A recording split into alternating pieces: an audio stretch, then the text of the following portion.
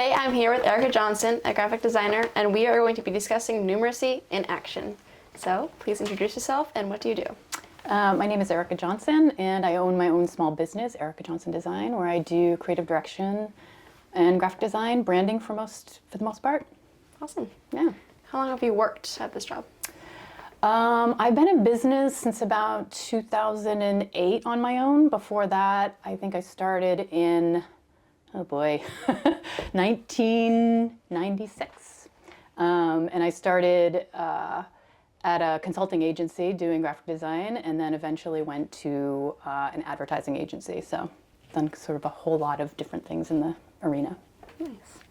What got you into this line of work? I've always been an artistic person, and honestly, do you know that show, Who's the Boss? No. I don't. There was this show on TV, Who's the Boss, and the woman was at an advertising agency, and I was just like, that seems like a really cool job, where they'd come up with slogans and artwork for commercials and stuff like that.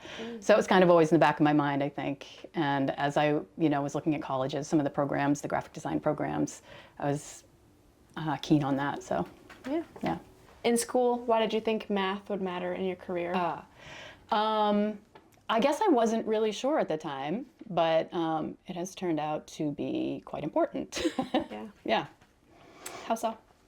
Well, in graphic design, everything is about measurements. Whether you're creating a document, letter size, or you're doing a brochure that's folded, you kind of have to understand the mechanics behind that. So just the numbers and the measurement parts, and then how the mechanics of a folded piece work.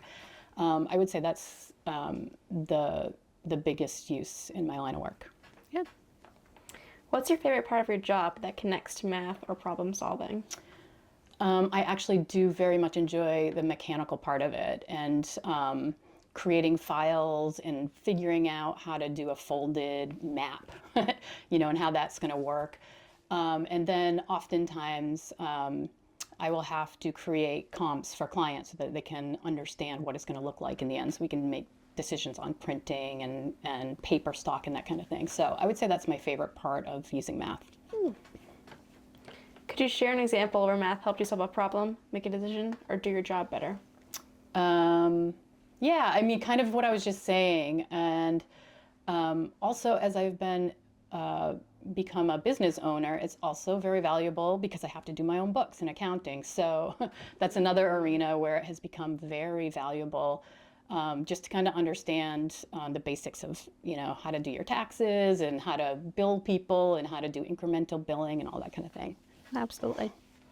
Are there tools, technology, or shortcuts you use, like spreadsheets, apps, measurements, etc., that still require you to understand the math behind them?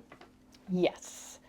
I'm trying to come up with examples right now, but for sure. I mean, I think even when you're just designing a page and you have to figure out if something's centered or how the distance between certain elements, I will often do that manually just because it's sort of easier for my brain to do that. I think the math has become, is just a very useful tool, and doing quick calculations.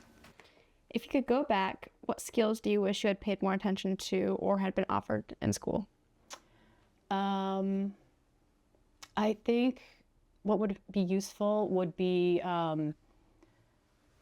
just understanding more about money and how to manage money and the implications of that. I think that's the biggest thing that I would probably ask for. Yeah.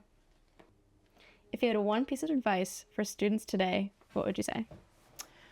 I would say learn as much as you can in many different subjects as you can, because you never know what is going to spark your, passion. And even though I did start out in graphic design, I took a little shortcut into wildlife biology, and it sort of led me to owning my own business now. So I would just say be very open to every learning opportunity that you have. Absolutely. If you had one piece of advice for teachers today, what would it be? It would be, again, to really follow kids' passions and try to get them excited about whatever it is that they are interested in. If you could tell your high school self one piece of advice, what would it be? It would be to just follow your passion and follow your heart and learn as much as you can.